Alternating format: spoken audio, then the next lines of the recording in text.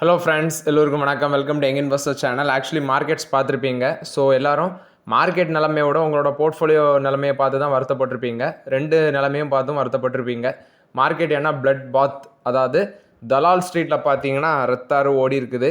So அது இல்லாமல் maybe நாளைக்கு மார்க்கெட்டு, அதாவது 24ஆம் தேதி மார்க்கெட் நமக்கு ஒரு பாசிட்டிவ் ட்ரெண்டை கொடுக்க சான்சஸ் அதிகமாக இருக்குது. நிஃப்டி 50 601 பாயிண்ட்ஸ் விழுந்திருக்கு. 22,512 பாயிண்ட்ஸில் பார்த்தீங்கன்னா நிஃப்டி 50 க்ளோஸ் ஆயிருக்கு. சென்செக்ஸ் 1836 பாயிண்ட்ஸ் விழுந்திருக்கு. 72,696 பாயிண்ட்ஸில் இருக்குது. நிஃப்டி பேங்கு 51,437 பாயிண்ட்ஸில் இருக்குது. 1989 பாயிண்ட்ஸ் விழுந்திருக்கு. ஐடி 52 பாயிண்ட்ஸ் தான் விழுந்திருக்கு. 29,147 பாயிண்ட்ஸில் இருக்குது.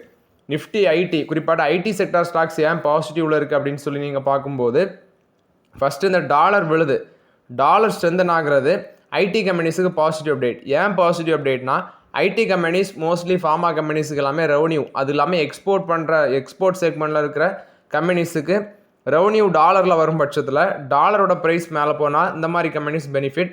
அதனால ஐடி செக்டார் பார்த்தீங்கன்னா என்றைக்கெலாம் மார்க்கெட் தர்மடி வாங்குதோ அன்னைக்கு ஒரு ஃப்ளாட் ட்ரெண்டில் இருந்துடும். என்றைக்கு மார்க்கெட் பாசிட்டிவாக போதோ ஐடி செக்டார் மட்டும் அடி வாங்கிட்டு இருக்கும். அதான் மார்க்கெட் சுச்சுவேஷனாக இருக்குது ரீசன்ட் டேஸில். இது போக நிஃப்டி ஆட்டோ 23,934 பாயிண்ட்ஸில் க்ளோஸ் ஆயிருக்கு. 781 பாயிண்ட்ஸ் அந்த ரேஞ்சில் பார்த்தீங்கன்னா நிஃப்டி ஆட்டோ மட்டும் விழுந்திருக்கு. எஃப்ஐஎஸ்டிஎஸ் டேட்டா, எஃப்ஐஎஸ் 10,414 கோடிக்கு ஒரே நாளில் வெளியெடுத்துட்டு போயிருக்காங்க. 10,414 கோடிக்கு நெட் செல்லர்ஸாக இருந்திருக்காங்க. டிஎஸ் பார்க்கும்போது 12,033 கோடிக்கு நெட் பயர்ஸாக இருந்திருக்காங்க.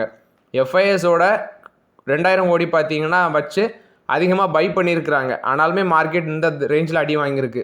எஃப்ஐஎஸ்க்கு ஈக்குவலாக டிஎஸ் விற்றுருந்தாங்கன்னா மார்க்கெட்டோட சுச்சுவேஷனை கொஞ்சம் கால்குலேட் பண்ணி பாருங்கள். நெக்ஸ்ட்டு பார்த்தீங்கன்னா ட்ரம்ப் வாரை ஸ்டாப் பண்ண போகிறேன் அப்படின்னு சொல்லியிருக்கிறாரு. ஸோ மேபி நாளைக்கு மார்க்கெட்டில் கொஞ்சம் தீபாவளி, அதாவது நமக்கு தீபாவளி ஒரு ஹாப்பியான தீபாவளியாக இருக்க சான்ஸ் இருக்குது. மார்க்கெட் விழுந்த ட்ரெண்டில் பார்த்தீங்கன்னா மேபி கொஞ்சம் ஒரு பாசிட்டிவ் ட்ரெண்ட் போனால் நம்மளோட போர்ட்ஃபோலியோ கொஞ்சம் புத்துணர்ச்சியாக இருக்கும். என்ன சொல்லியிருக்காருன்னு சொல்கிறேன். பட் ஆக்சுவலி அவர் நாளைக்கு காலையே பல்ட்டி அடித்தாலும் அடிச்சிருவார். ஸோ யாரும் பார்த்தீங்கன்னா அப்படி நம்பிடாதீங்க. நான் சொல்கிறத புரிஞ்சுக்கோங்க. ஃபஸ்ட்டு அவர் என்ன சொல்லியிருக்காருன்னா, இப்போ ஈரானுக்கு மேலே நாங்கள் அட்டாக் பண்ணுறதை கொஞ்சம் போஸ்ட்பான் பண்ணுறோம், 5 நாள் போஸ்ட்பான் பண்ணுறோம் அப்படின்னு சொல்லியிருக்கிறாரு. அது வார் நிறுத்தம் கிடையாது. 5 நாள் நாங்கள் அட்டாக் பண்ண மாட்டோம், அந்த 5 நாள் போர் நிறுத்தம்னு சொல்லியிருக்கிறாரு. நாங்கள் ஈரான் கூட பேசிட்டோம் அப்படின்னு ட்ரம்ப் சொல்லியிருக்காரு. ஆனால் ஈரான் என்ன சொல்கிறாங்க, எங்கள் கூட அப்படி யாருமே பேசலைங்க, அதாவது அமெரிக்கா தரப்புல தான் பேசலை, அது போக நட்பு நாடுகள் அவங்களும் பார்த்தீங்கன்னா சமாதான பேச்சுவார்த்தை யாருமே பேசலை அப்படின்னு அவங்க தரப்புலேருந்து சொல்லியிருக்காங்க, ஈரான் தரப்புலேருந்து. பட் ட்ரம்ப் இந்த மாதிரி அப்டேட் கொடுத்துருக்காரு. 5 நாள் நாங்கள் ஈரான் அட்டாக் பண்ண மாட்டோம், ஈரானோட எனர்ஜி சைட்ஸ், நியூக்ளியர் சைட்ஸ் எதுவுமே அட்டாக் பண்ண மாட்டோம் அப்படின்னு சொல்லியிருக்கிறாங்க. ஸோ இது மார்க்கெட்டுக்கு பார்த்தீங்கன்னா ஒரு ஷார்ட் டைமில் ஒரு பாசிட்டிவ் அப்டேட்டாக இருக்குது. பட் ட்ரம்ப் என்ன கணக்கில் அவரே பார்த்தீங்கன்னா ஒரு ஓன் ஒப்பீனியன் சொல்கிறாரு. அவர் சொல்கிறது தான் உலகம் அப்படின்னு சொல்லிட்டு அவர் நினச்சிட்டு இருக்கிறாரு போல். குடிகாரம் பேச்சு விடிஞ்சா போச்சுங்கிற மாதிரி நாளைக்கு காலையில் கூட அவர் பல்ட்டி அடிக்கலாம். ஸோ இது அவருக்கு இப்போ நைட்டு கொடுத்த அப்டேட்டு, பகல் அவர் எப்படி இருப்பாருன்னு எனக்கு தெரியாது. நைட்டு கொடுத்த அப்டேட்டை நான் உங்களுக்கு சொல்லியிருக்கிறேன். பட் வீடியோ உங்களுக்கு பகலில் தான் கிடைக்கும். சிச்சுவேஷனை சொல்லியிருக்கிறேன். மேபி டியூஸ்டே மார்க்கெட் பார்த்தீங்கன்னா பாசிட்டிவில் இருக்க சான்ஸ் இருக்குது. பொறுத்து இருந்து பார்ப்போம் என்ன நடக்குதுன்னு. நெக்ஸ்ட்டு பார்க்கும்போது ஒருத்தர் கமெண்ட் போட்டிருக்காரு, ப்ரோ மார்க்கெட் 18,000 பாயிண்ட்ஸ்னு சொல்கிறாங்க, கேட்கும்போதே பயமாக இருக்குது, 1 இயர் ஆகுது, மனசு ரொம்ப கஷ்டமாக இருக்குது ப்ரோ. அவர் 1 இயராட்டே அவரோட போர்ட்ஃபோலியோ நெகட்டிவில் இருக்கும் போல். ஸோ என்னோட போர்ட்ஃபோலியோ கிட்டத்தட்ட 15%, 17% பாசிட்டிவில் இருந்தது. இப்போ 4% நெகட்டிவில் மாதிரி இருக்குது. ஸோ எல்லாத்துக்குமே பார்த்தீங்கன்னா வருத்தம் தான். ஏன்னா அந்த மார்க்கெட் இவ்வளோ ட்ரெண்டில் டவுன் போனது. மோஸ்ட்லி சில ஸ்டாக்ஸ் எல்லாம் பாசிட்டிவில் இருக்கும். South Indian bank, Tata motor commercial vehicles, அடுத்து முத்தூட் ஃபைனான்ஸ், இதெல்லாம் முன்னாடியே கன்சிடர் பண்ண பங்குகள் அப்படி நிறைய பாசிட்டிவில் இருந்தாலும் ஓவரால் போர்ட்ஃபோலியோ பெர்ஃபார்மன்ஸ் பார்க்கும்போது நெகட்டிவாக மாறிடுச்சு. ஸோ கீழே ஒருத்தர் ரிப்ளை கொடுத்துருக்காரு, ஒரி பண்ணாதீங்க ப்ரோ, லாங் டேர்முக்கு ஸ்லோவாக ஸ்லோவாக பை பண்ணிக்கோங்க. இதான் என்னோட ஒப்பீனியனும். மார்க்கெட் 18,000 பாயிண்ட்ஸ் இப்போ சடனாக வருமா அப்படிங்கிறது, இந்த சிச்சுவேஷன் கண்டினியூ ஆகி சிச்சுவேஷன் ரொம்ப ஒஸ்ட்டாக போனால் தான் அது மாதிரி சிச்சுவேஷனுக்கு வாய்ப்பு இருக்குது. தவிர 18,000 பாயிண்ட்ஸ்லாம் இப்போ உடனே நடக்குங்கிறது வாய்ப்புகள் குறவு தான். அது எனக்கு தெரிஞ்சு வார் ஸ்டாப் பண்ணிடுவாங்கன்னு நினைக்கிறேன். ஏன்னா அந்த வார் பண்ணுறது அமெரிக்காவுக்கும் பார்த்தீங்கன்னா அங்கே ட்ரம்புக்கு பயங்கரமான ப்ரெஷர் இருக்குது பார்லிமெண்ட்ரி சைட்லேருந்து. ஏன்னா பென்டகன் கேட்டது $200 பில்லியன் உடனே ஃபண்டு தாங்கன்னு கேட்குறாங்க. அவங்க ஒத்துக்கணும். அடுத்த நீ செனட்டில் எலெக்ஷன் வரும்போது ட்ரம்புக்கு ஆப்படிச்சிருவாங்க. இப்போவே அங்கே பார்த்தீங்கன்னா ட்ரம்புக்கு பயங்கரமாக எதிர்ப்பு இருக்குது. ஸோ இந்த வார் கண்டினியூ ஆகாது ரொம்ப டைம் அப்படிங்கிறது தான் என்னோட ஒப்பீனியனாக இருக்குது. பட் ஈரான் விட்டு கொடுக்க மாட்டாங்க, பதிலுக்கு பதில் பயங்கரமாக பதிலடி கொடுக்குற மாதிரி ஈரான் சைடில் இருக்குது. பட் ஈரான் வந்து இவங்க ஈரான் தரப்புலேருந்து வச்ச டிமாண்டை அமெரிக்கா அக்செப்ட் பண்ணணும். அப்போ தான் அவங்க ஸ்டாப் பண்ணுவாங்க போல தெரியுது. ஸோ பொறுத்து இருந்து பார்ப்போம் என்ன நடக்குது. பட் இப்போ ட்ரம்ப் கொடுத்த அப்டேட் 5 days வார ஸ்டாப் பண்ணியிருக்கோன்னு சொல்லியிருக்காரு. பட் ஈரான் தரப்புலேருந்து என்ன சொல்கிறாங்க, எங்கள்கிட்ட யாருமே பேச்சுவார்த்தை நடத்தலை அப்படின்னு சொல்லி ஈரான் தரப்பில் வந்து சொல்லியிருக்கிறாங்க. மாருதி சுசுக்கியோட ஸ்டேட்டஸை பற்றி கேட்டிருக்கீங்க. 12,309 ரூபாவில் இருக்குது. 25 times earnings. Comparing other automotive stocks இது வந்து கொஞ்சம் எக்ஸ்பென்சிவாக இருக்குது. ஸோ இதெல்லாம் இப்போதைக்கு வேடிக்கை மட்டும் தான் பார்க்க முடியும். ஏன் நான் சொல்கிறேன் அப்படின்னா, இது வந்து எக்ஸ்பென்சிவாக தான் இருக்குது. மற்ற ஆட்டோ செக்டார் கம்பெனிஸை கம்பேர் பண்ணும்போது மாருதி சுசுக்கி எக்ஸ்பென்சிவாக இருக்குது. பட் நீங்கள் முன்னாடியே வச்சுருக்கீங்க அப்படின்னா வச்சுக்கோங்க. ஃப்ரெஷ் என்ட்ரி வேண்டாங்கிறது என்னோட opinion.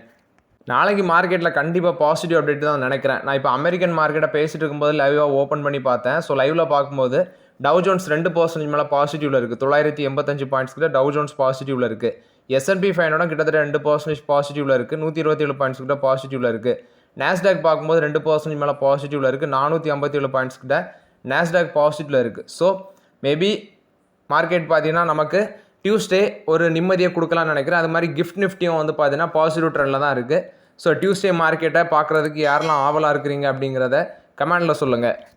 Next metal stocks, Hindustan Copper, SAIL, Jindal Steel, அடுத்து டாடா ஸ்டீல், இது மாதிரி பங்குகள் எல்லாமே இன்றைக்கி மரண அட்டி. 8%, 4% அந்த ரேஞ்சில் பயங்கர அட்டி. 8%, 4%க்குள்ளே மோஸ்ட்லி எல்லா ஸ்டாக்ஸும் பார்த்தீங்கன்னா நெகட்டிவில் தான் இருந்துச்சு. இதில் கவனிக்க வேண்டியது என்ன அப்படின்னா, மோஸ்ட்லி எல்லா ஸ்டாக்ஸ்லேயும் செல்லிங் ப்ரெஷர் நடந்திருக்கு இன்வெஸ்டர்ஸ் தரப்பில். அடுத்து ஆயில் ப்ரைஸ் இன்க்ரீஸ் ஆகுது. நெக்ஸ்ட் இவங்க ஸ்டீல் ப்ரொடியூஸ் பண்ணுறது சில கம்பெனிஸில் எல்லாமே கேஸஸ் எல்லாமே யூஸ் பண்ணுறாங்க.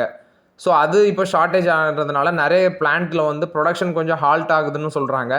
அது எல்லாமே மார்க்கெட்டில் பார்த்தீங்கன்னா இன்றைக்கி இம்பேக்ட் ஆகிருக்கு. அது இல்லாமல் குளோபல் லெவலில் நெகட்டிவ் அப்டேட்டும் இம்பேக்ட் ஆகிருக்கு. ஐடி செக்டரில் சில ஸ்டாக்ஸ் இன்றைக்கி பாசிட்டிவில் இருந்திருக்கு. ஹெச்எல் டெக்னாலஜிஸ் இது மாதிரி பங்குகள் எல்லாமே. ஸோ அதுக்கு வந்து ₹1 வந்து பார்த்தீங்கன்னா நியூ ஃப்ரெஷ் லோ போனது.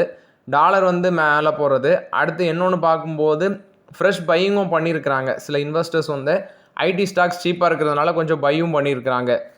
Next Trent Limited board meeting 26 வச்சுருக்காங்க. என்சிடி மூலமாட்டு அன்செக்யூர்டு என்சிடி மூலமாட்டு ப்ரைவேட் பிளேஸ்மெண்ட் பேசிஸில் பார்த்தீங்கன்னா 500 கோடி அவங்க ரைஸ் பண்ண போகிறதாட்ட அப்டேட் கொடுத்துருக்காங்க. ஸோ மே 29 எக்ஸிஸ்டிங் என்சிடி வந்து ரிடம்ஷனுக்கு வருதுன்னு சொல்கிறாங்க. ஸோ இது வந்து ட்ரெண்ட் லிமிடெட் கொடுத்த அப்டேட்டு. 500 கோடிக்கு வந்து பார்த்தீங்கன்னா அன்செக்யூர்டு என்சிடி வந்து ப்ரைவேட் பிளேஸ்மெண்ட் பேசிஸில் இஷ்யூ பண்ண இருக்கிறாங்க. Vedanta ₹11 per share interim dividend announcement பண்ணியிருக்கிறாங்க. 4300 கோடி இந்த டிவிடெண்டுக்கே ஒதுக்கியிருக்கிறாங்க. மார்ச் 28 பார்த்தீங்கன்னா ரெக்கார்ட் டேட். ஜூலை 2001 பார்க்கும்போது வேதாந்தா கிட்டத்தட்ட 49 டிவிடெண்ட் டிக்ளேர் பண்ணியிருக்கிறாங்க. ஸோ இது வந்து வேதாந்தா லிமிடெடை பொறுத்த வரைக்கும் அப்டேட்டு.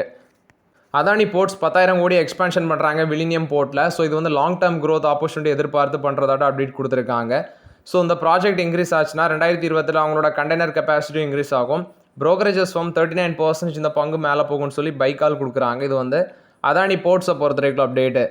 நெக்ஸ்ட் இந்தியன் மார்க்கெட்டில் பார்த்தீங்கன்னா அந்த நோவா நார்டிஸ்க்கு வந்து டஃப் கொடுக்குற அளவுக்கு ரொம்பவே டிஸ்கவுண்ட் ப்ரைஸில் அந்த செமாக்யூல்டேட் ட்ரக்கை வந்து வேரியஸ் பிராண்ட்ஸில் வந்து நம்மளோட டொமஸ்டிக் ஃபார்மா கம்பெனிஸ் பண்ணுறாங்க. சன் ஃபார்மசிட்டிகல்ஸ், டாக்டர் ரெட்டி லெபார்ட்டரிஸ், நாட்கோ ஃபார்மா, ஜைடஸ் லைஃப் சயின்சஸ், அஜந்தா ஃபார்மா, அல்கம் லெபார்ட்டரிஸ், இது மாதிரி நிறைய இந்தியன் கம்பெனிஸ் பண்ணுறாங்க. கிட்டத்தட்ட 50 இந்தியன் பிராண்ட்ஸில் வந்து பார்த்தீங்கன்னா இந்த ஜெனரிக் ட்ரக்கை வந்து லான்ச் பண்ணுறதுக்கு பிளான் போட்டிருக்காங்க. பெர் மந்த்துக்கு ₹3400. அது வந்து நோவா நார்டிஸ்க்கை கம்பேர் பண்ணும்போது 80% டிஸ்கவுண்ட்டில் பார்த்தீங்கன்னா அவங்க பண்ணுறாங்க. ஸோ இது வந்து இந்தியன் ஃபார்மா கம்பெனிஸ் நோவா நார்டிஸ்க்கு பயங்கரமாக ஒரு சேலஞ்சை கொடுக்குறாங்க. ஜிஆர் இன்ஃப்ரா ப்ராஜெக்ட் பீகாரில் ஒரு ஹைவே ப்ராஜெக்ட் 2441 கோடிக்கு வின் பண்ணியிருக்கிறாங்க. இது ஜிஆர் இன்ஃப்ரா ப்ராஜெக்ட்ஸை பொறுத்த வரைக்கும் அப்டேட்டு. பாஸ் லிமிடெட், டாடா ஆட்டோகாம்ஸ் இவங்க வந்து ஒரு ஜாயின்ட் வெஞ்சர் கிரியேட் பண்ணியிருக்கிறாங்க. இந்தியா இஆக்சில் ஜாயின்ட் வெஞ்சர் அப்படின்னு சொல்லி கிரியேட் பண்ணியிருக்கிறாங்க. இது பார்க்கும்போது மேனுஃபேக்சர் செக்மெண்ட்டில் வருது. அதாவது மேனுஃபேக்சர் பண்ணுறது எதுனா இஆக்சில் சிஸ்டம் வந்து மேனுஃபேக்சர் பண்ணி செல் பண்ண இருக்கிறதாட்ட அப்டேட் கொடுத்துருக்காங்க. ப்ளஸ் எலக்ட்ரிக் மோட்டர்ஸ் இதோட ஆப்ரேஷன் வந்து mid-2026 ஸ்டார்ட் ஆகும்னு சொல்லியிருக்கிறாங்க. போத் கம்பெனிஸுமே இந்த ஜாயின்ட் வெஞ்சருக்கு அப்ரூவல் கொடுத்துருக்காங்க. ராஜீவ் சமனந்த் இவர் வந்து சூலா வினியார்ட்ஸோட founder and CEO. Stake increase பண்ணியிருக்காங்க. 23.27% ஸ்டேக் இன்க்ரீஸ் பண்ணியிருக்காங்க. கிட்டத்தட்ட 1.78 lakh ஷேர் வந்து பார்த்தீங்கன்னா வாங்கியிருக்கிறதாட்ட அப்டேட் கொடுத்துருக்காங்க. February 12 கிட்டத்தட்ட 3 கோடி ஒர்த் ஆஃப் ஷேர் வந்து வாங்கியிருக்கிறாங்க. இது ராஜீவ் சமந்த் வந்து சூலா வினியார்ட்ஸில் வாங்கியிருக்கிறாங்க.